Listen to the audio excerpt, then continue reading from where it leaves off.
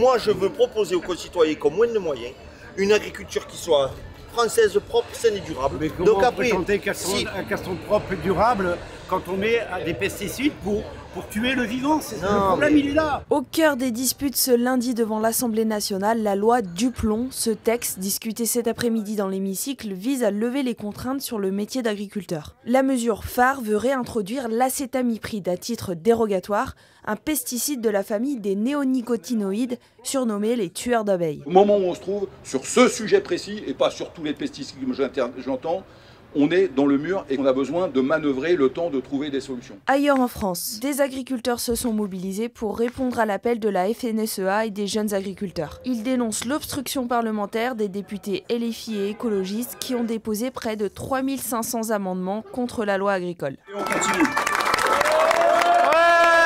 On ne veut pas non plus avoir pas de solution pour pouvoir se défendre face à un virus importé par des pucerons en fait. Je suis pour garder cet outil technique et continuer à pouvoir l'utiliser, bien entendu dans le respect. Cette absurdité en fait que vous ne soyez pas tous à égalité, parce qu'en fait c'est de la concurrence déloyale déjà intra-européenne.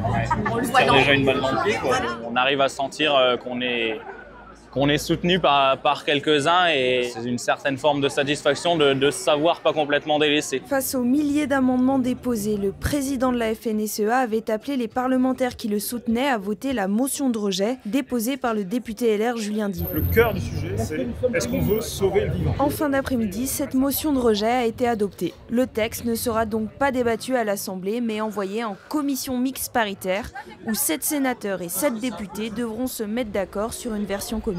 Effectivement, vous êtes peut-être plus propre que les Argentins. Merci déjà de reconnaître parce au que moins on aura au moins avancé sur un point. Certains craignent un retour en arrière. Je me suis installé en 83, j'étais en agriculture conventionnelle avec des produits chimiques. En 2005, on faisait du cochon chez nous, je suis tombé paysan en difficulté. Et le jour où le juge du tribunal de grande instance m'a donné 14 ans pour payer mon passif, ce jour-là, je suis passé en agriculture biologique. Nous, on est dans d'autres pratiques.